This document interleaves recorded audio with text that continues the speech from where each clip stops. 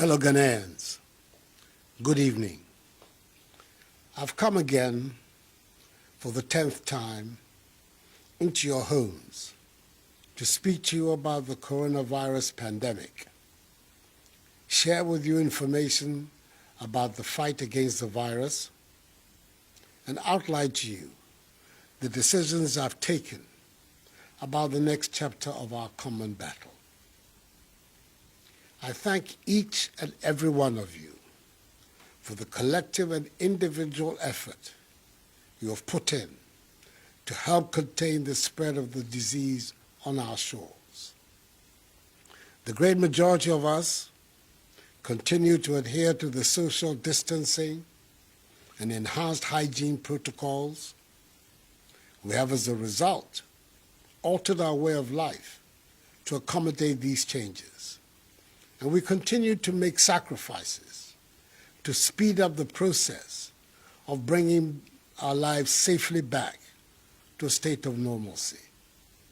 We have demonstrated, not only to ourselves, but also to the entire world, that we're capable of charting our own path towards containing the spread of this disease. We must all be proud that we have become a reference point for others on how to combat it. In all of this, I say a special aiko to our heroic healthcare workers, our efficient teams of contact tracers and testers, our far-sighted scientists, our professional security personnel, and responsible members of our media, who've done a yeoman's job over the last 11 weeks in the fight. Your efforts are truly appreciated, and the Ghanaian people will always be in your debt. When the first 2 cases were confirmed on 12 March 2020, we took timely measures to attack the virus.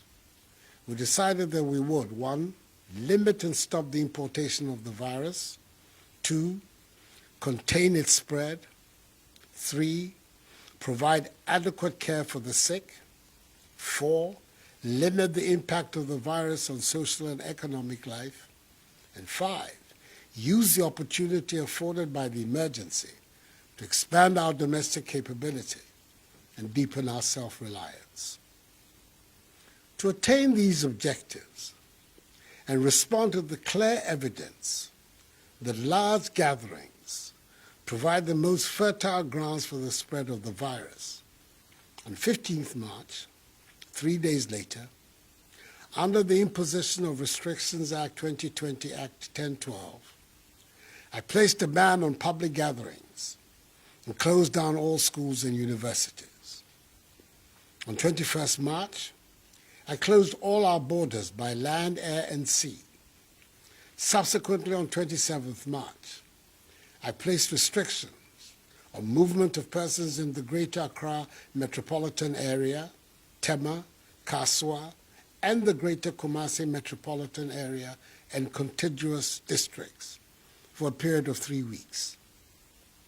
In view of the obvious economic difficulties that the tough measures brought, I also announced far-reaching reliefs to ease the economic and social burden on households and businesses. These included subsidies on utilities for all, tax reliefs and financial packages for businesses, and incentives for our frontline health workers. Fellow Ghanaians, as of today, Sunday, 31st of May, under these measures, we've conducted 218,425 tests. The number of positive cases stands at 8,070. 2,947 persons have recovered. 36 have sadly died. 13 persons are severely ill, with 3 critically ill, for which 1 is on a ventilator. And 5,087 are responding to treatment at home, isolation centers, and hospitals. Our hospitalization and death rates have been persistently very low, some of the lowest in Africa and in the world. The Ghanaian people are not dying of the virus in the hundreds and thousands that were earlier anticipated and that are being seen on a daily basis in some other countries. Indeed, we are witnessing a much milder manifestation of the virus in the country than was initially feared. And I dare say that it is the grace of God and the measures taken by government that have produced this result. Our ability to trace, test, and treat persons with the virus has improved considerably. We now have a large army of efficient contact tracers. We've expanded the number of testing facilities from 2 to 10 across the country, and we've increased appreciably the number of quarantine, isolation, and treatment centers. We've lessened our dependence on foreign imports and scaled up significantly domestic production and distribution of personal protective equipment to our healthcare workers, evidence in the provision of 4,440,690 gloves, 3,524,205 nose masks, 62,194 goggles, 109,829 liters of sanitizers, 85,995 head covers, 82,655 gowns, 53,517 medical scrubs, and 43,693 N95 face masks. As I've already said, everything that has been achieved so far would not have been possible without the strong cooperation of you, the Ghanaian people. I know at first hand the devastating impact the measures employed to defeat the virus has had on our social, religious, cultural, and economic lives, as well as on our jobs and the education of our children. And yet, because of love of country, we have borne with them. I know, however, that we cannot live with these restrictions forever, and that is, it is imperative we find a safe way to return our lives to normality, as other nations across the globe are trying to do. This has informed the stakeholder consultations that have occurred over the last few weeks with entities in the health, labor, religious, chieftaincy, educational, hospitality, transport, sports, tourism, and creative arts sectors. These consultations have hinged on an analysis of the data gathered and the adoption of best practices and experiences of other countries that have attempted to move on in the wake of the pandemic. A consensus has emerged from these consultations that we should embark on a strategic, controlled, progressive, safe easing of restrictions to get our lives and economy back to normal. As I stated in my May Day address a month ago, I'm now in a position to outline the roadmap for easing safely the restrictions. Ours is going to be a phased approach involving a selected list of public gatherings based on their risk profile, socioeconomic impact, and most importantly, our capacity to enforce and to respond in the event of a flare-up in our number of infections.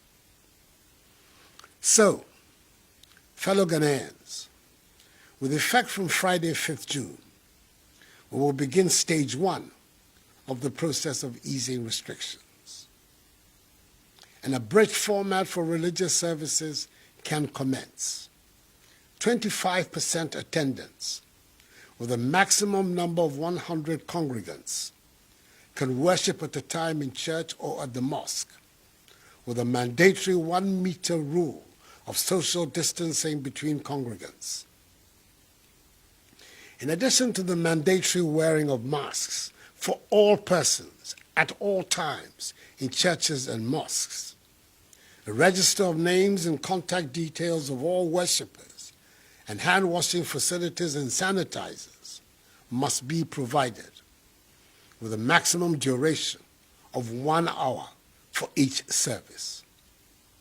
Religious institutions that are desirous of opening their premises to their members, such as churches, mosques, and others, must disinfect, fumigate, and put in place the requisite logistics needed to guarantee safe opening and operationing. They must work with the designated regulatory bodies and undertake test runs of the protocols I have outlined. I would appeal to them, in the case of Christians, on the first Sunday of reopening, i.e. 7th June, in the case of the Adventists, Saturday, 6th June, and in the case of Muslims, on the first Friday, i.e. Salat al-Jum'ah, on 5th June, to dedicate their worship to prayers for the nation in these challenging times. The Minister for Religious Affairs will tomorrow, Monday, 1st June, outline in detail the specific guidelines for the safe reopening of our churches and mosques. From Monday, 15th June, the decision has been taken after engagement with the teacher unions, whose cooperation I salute, to reopen schools and universities to allow for final year, junior high, senior high, and university students to resume classes ahead of the conduct of their respective exit examinations.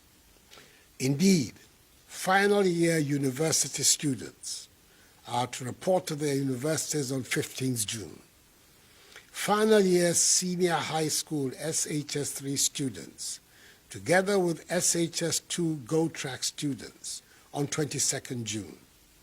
And final year junior high school JHS3 students on 29th June. JHS3 classes will comprise a maximum of 30 students. SHS classes a maximum of 25 students, and university lectures will take place with half the class sizes. All final year students of educational and training institutions, which are being managed by ministries other than the Education Ministry, are to return to school on 15th June to complete their exit examinations.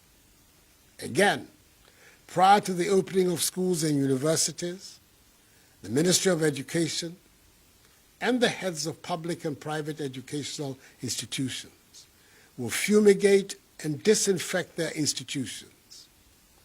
Each student, teacher, and non-teaching staff will be provided with reusable face masks by the Ministry of Education. With the avoidance of doubt, all other educational facilities, private and public, for non-final year students will remain closed. The Minister for Education in the coming days will outline in detail the specific guidelines for the safe reopening of our schools and universities. Private burials, now with a maximum of 100 persons, can continue to be performed. Restaurants providing seated services can operate under appropriate social distancing arrangements and hygiene protocols. Individual, non-contact sports can go ahead. Conferences, workshops, weddings, and political activities, except rallies, can now take place, but with limited numbers, not exceeding 100 persons present, with the appropriate social distancing and hygiene protocols. Marketplaces, workplaces, public transport, and constitutional and statutory bodies such as the Electoral Commission, the National Commission for Civic Education and the National Identification Authority, whose activities were exempted from the outset from these restrictions, must conduct their activities in accordance with social distancing and the necessary hygiene and safety protocols. Whilst we step up public education of the protocols and public gatherings, let me also state that regulatory agencies will undertake random checks to ensure conformity with these rules, and the security services will be tasked to enforce them. Should any institution fail to adhere to these directives, its activities will be immediately prohibited and relevant sanctions applied. I have by executive instrument provided for these new directions and extended the suspension of the remaining public gatherings as set out in EI 64 15th March until 31st July. In here, I refer to the suspension of sporting events, nightclubs, cinemas, drinking spots, bars, beaches, festivals, funerals, political rallies, and large religious gatherings such as crusades, pilgrimages, and conventions. Our border by air, land, and sea remains closed until further notice for human traffic. However, given that there are Ghana residents stranded abroad, special dispensation is going to be given for their evacuation back to Ghana, where they will be subjected to the mandatory quarantine and safety protocols. Fellow Ghanaians, it is said that with greater freedom comes greater responsibility. The introduction of this phased opening up of our country means that each and every one of us must continue to remain vigilant and respect the enhanced hygiene and social distance protocols that have become part and parcel of our daily routine over the last 3 months. We cannot afford to let our guard down and ruin the successes we have chalked over this period. Yes, there exists a possibility of a potential surge in infections. As a precautionary measure, we've strengthened further our existing national, regional, and district response teams with the support of the security forces to step up to deal with any eventuality. Over recent weeks, we have learned from the cases at the fish processing plant in Tema and in the Obuasi municipality how to deal with such sudden spikes. We will continue to learn, review, and adjust where and when we need to do so. We will only proceed with this staggered opening up of our country when it is safe to do so. Fellow Ghanaians, now more than ever, we must adhere to enhanced personal hygiene and social distancing protocols. Wash our hands with soap under running water, refrain from shaking hands, and we'll wear our masks whenever we leave our homes. In the Ghanaian context, it has been established that the cases of comorbidity, i.e. underlying health conditions, that are associated with almost all the COVID-related deaths are mainly diabetes and hypertension.